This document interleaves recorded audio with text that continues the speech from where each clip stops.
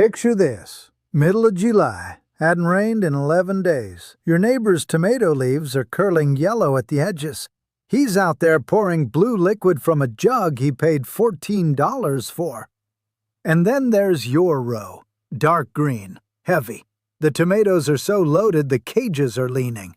You haven't bought a single bag, bottle, or box of fertilizer since last winter. Not $1 spent. Somebody walks by, asks what your secret is, and you almost don't know how to explain it, because it's so simple it sounds like you're making it up. There's something about Amish farmland that you notice before anyone tells you anything. You drive through Lancaster County or Holmes County or any of those quiet stretches in Indiana and Wisconsin, and the fields just look different. The soil is darker, almost black in places. The crops stand taller and thicker than what you see on conventional farms right next door, sometimes separated by nothing more than a fence line. Same rain, same sun, same county. But one side looks tired, and the other side looks alive. That difference didn't come from a bag. It came from a way of thinking about dirt that most of us were never taught. And it starts with understanding one thing almost every modern gardener gets exactly backwards. See, most of us grew up learning that fertilizer feeds plants. That's how it's sold to us. The bag says 10, 10, 10. You spread it around your tomatoes, the plant greens up in a week, and you think it worked. And it did work, on the surface. But here's what that bag didn't tell you. That chemical mix bypassed your soil completely. It went straight to the plant roots like an IV drip in a hospital. The plant ate it, sure. But the billions of tiny organisms living in your soil, the bacteria, the fungi, the microbes that are supposed to be doing that job, they got nothing. You fed the patient and starved the doctor. Do that for a few seasons and your soil becomes a dead delivery system. It can't do anything on its own anymore. You need more fertilizer every single year just to get the same result. That's not gardening. That's a subscription. The Amish never bought into that model. Literally. Their farms run on a closed loop. Everything that comes out of the land goes back into the land. Animal manure from their own livestock. Crop residues plowed back in. Cover crops planted not to harvest, but to feed the soil over winter. Leaves, wood ash, kitchen scraps, nothing is waste. Everything is input. They're not feeding plants. They're feeding the living system underneath the plants. And that system, once it's healthy, does the fertilizing on its own, all season long, without a single dollar spent at the store. This isn't some romantic idea about the past. This is observable, generational, exposed to scrutiny agriculture. Their land gets better every decade. Most conventional farmland gets worse. Now, I'm going to give you the actual recipe, the specific mix of ingredients, where to get them for free, and how to use them. But I need you to understand something first, because this is where most people go wrong. If you use this recipe expecting it to act like synthetic fertilizer, green up in 4 days, big visual pop right away, you'll think it failed. It didn't fail. It's just working on a different layer. You're not injecting nutrients into a plant. You're waking up a biological system that's been sleeping.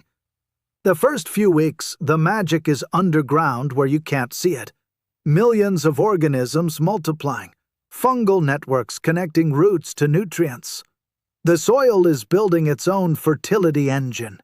Your job is just to give it the raw materials and then get out of the way. So what goes into this mix? It starts with something the Amish have in abundance and that most of you can get for free within a 20-minute drive. Aged animal manure. Not fresh, aged. That distinction matters. Fresh manure is too hot. It'll burn roots, and it carries pathogens you don't want near food crops. But manure that's been sitting in a pile for 3 to 6 months, that's broken down into something beautiful. Dark, crumbly, earthy smelling.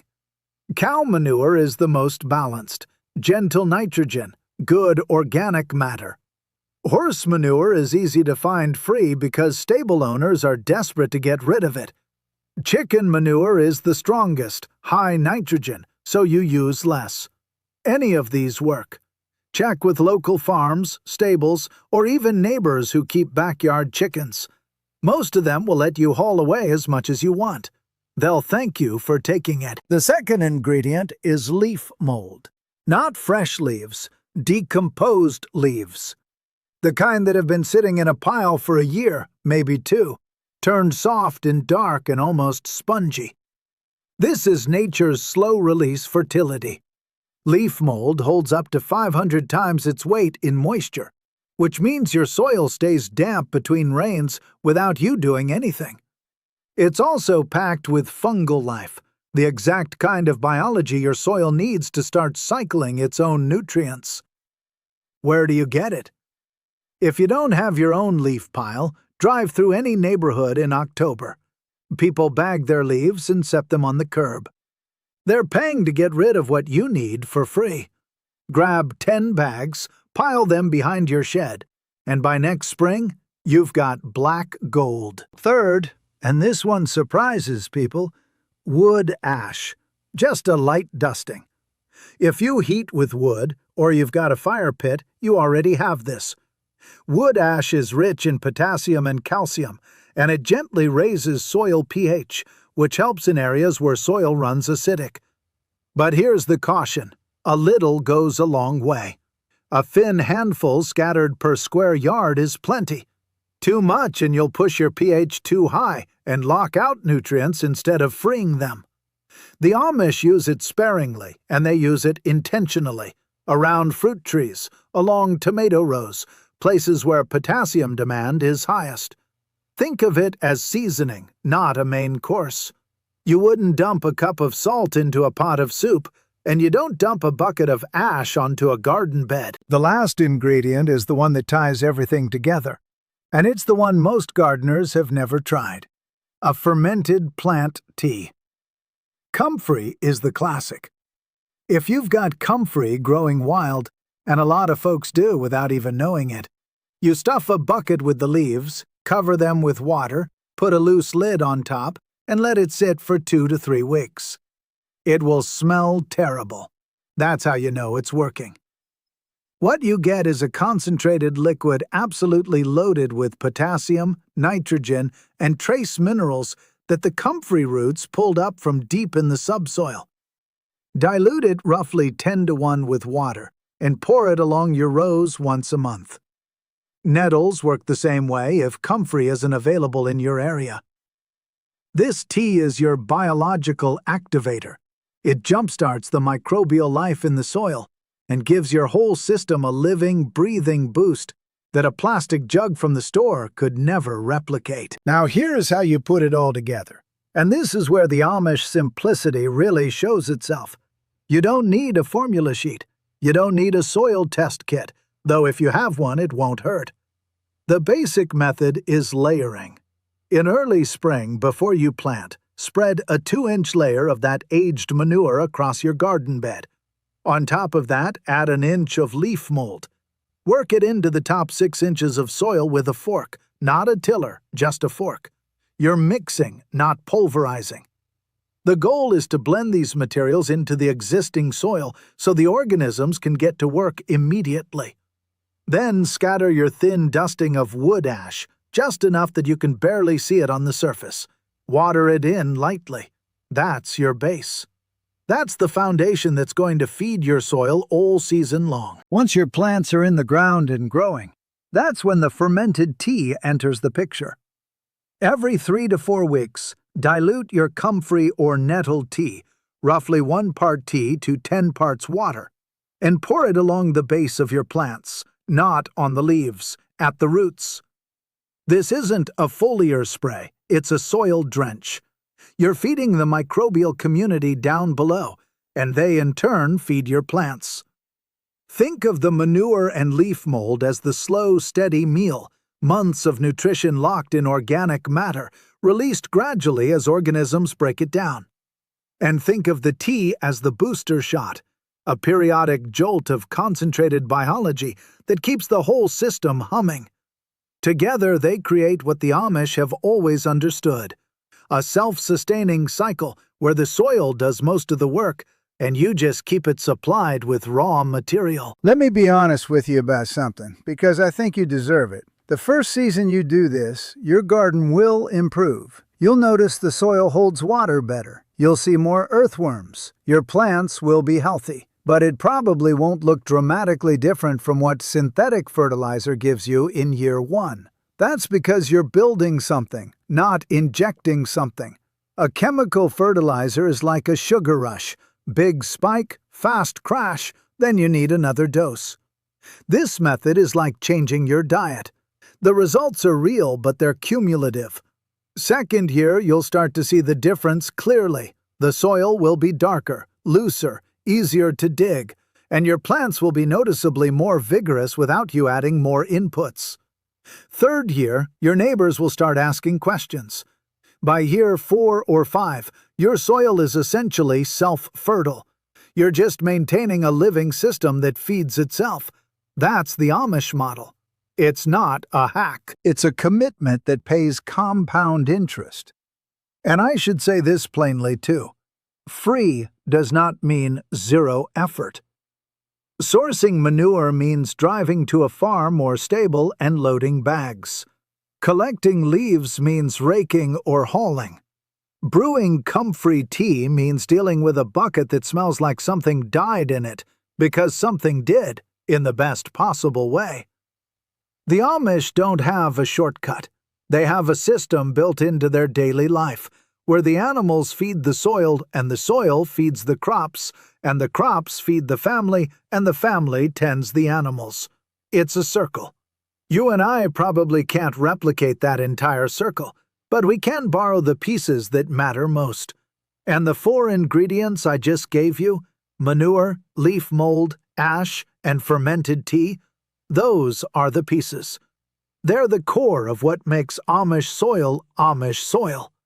Everything else is scale. One more thing worth mentioning for those of you with severely depleted soil: clay hardpan, sandy dust, land that's been chemically farmed for decades.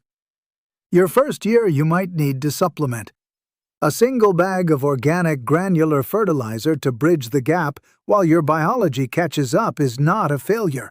It's common sense. The goal isn't purity. The goal is building a living soil that eventually doesn't need outside help.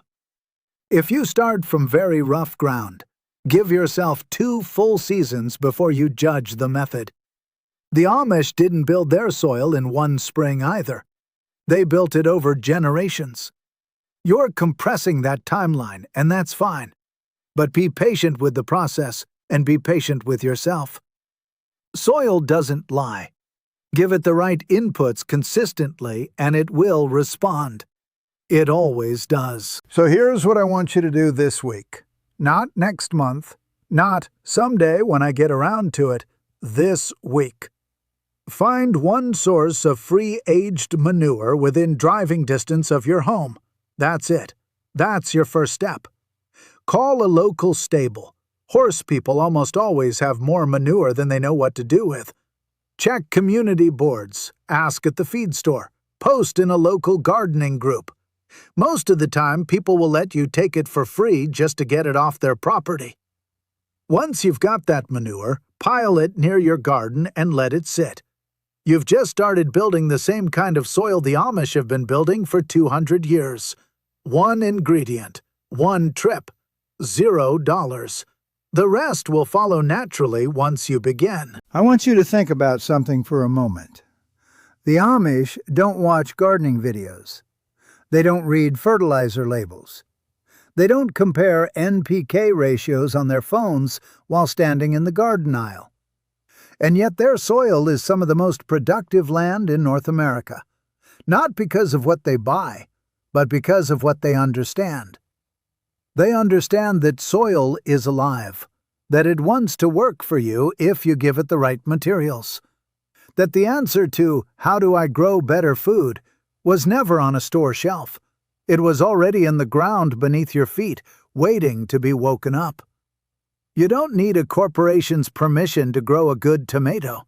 You just need a pile of manure, some old leaves, a little ash, and a bucket of ugly tea. Your great-grandparents knew that. The Amish still know it. And now, so do you.